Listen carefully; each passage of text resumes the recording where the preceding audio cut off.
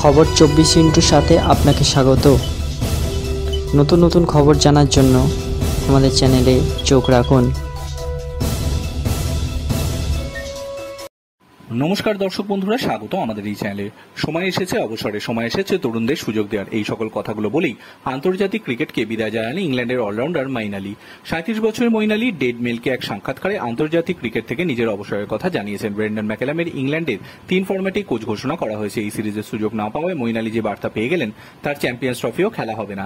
এর আগে টেস্ট ক্রিকেটকে বিদায় জানানো দলের প্রয়োজন এবং বেন স্টোকসের অনুরোধে অবসর ভেঙে ফিরেছিলেন।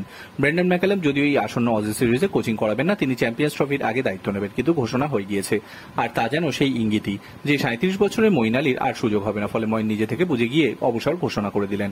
ডেইলি মেলকে দেওয়া সাক্ষাৎকারে মঈন আলী বলেন, আমার 37 বছর বয়স, আর আমি এই মাসে অস্ট্রেলিয়া সিরিজের সুযোগ পাইনি।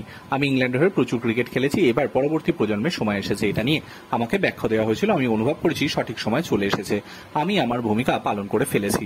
2014 সালে আন্তর্জাতিক ক্রিকেটে হাতেখড়ি হয় মঈন আলীর। তিনি ইংল্যান্ডের জার্সিতে মোট 68টি টেস্টে, 138টি ওডিআইতে এবং 92টি টি-20 ম্যাচে খেলেছেন। ইংলিশ এই অলরাউন্ডার আন্তর্জাতিক ক্রিকেটে 3 ফরম্যাটে 6687 রান করেছেন। রয়েছে 8টি শতরান এবং 28টি অর্ধশতরান এবং 366টি উইকেট।